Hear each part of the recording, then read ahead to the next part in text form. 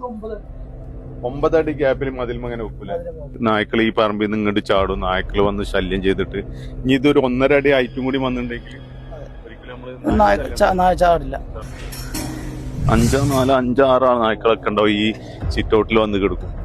പിന്നെ നമ്മളത് വൃത്തിയാക്കണം. അങ്ങനെ നമ്മള് 1.5 ഇഞ്ച് പൈപ്പാണ് 1.5 അടി ഹൈറ്റ് കൂട്ടാൻ 2 അടി ആക്കാം, 3 അടി നമുക്ക് 2 മീറ്ററാണ് വരുന്നത്.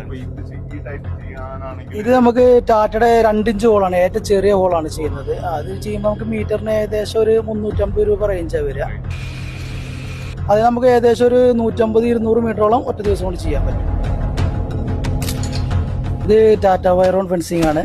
അത് നമ്മൾ നായ കിടക്കുന്നതിനൊക്കെ GI പൈപ്പ് വെച്ചിട്ട് കോസ്റ്റ് കുറച്ചിട്ട് ചെയ്യാൻ പറ്റുന്ന ഒരു സംഭവമാണ്. അത് ഫുൾ ടാറ്റയുടെയാണ്. GI പൈപ്പ് നമ്മൾ ഇതിപ്പോൾ 1.5 ഇഞ്ച് പൈപ്പിലാണ് ചെയ്യുന്നത്. ഏകദേശം 50 മീറ്ററാണ് ഇവിടെ വരുന്നത്. കൊടുക്കുന്നുണ്ട്.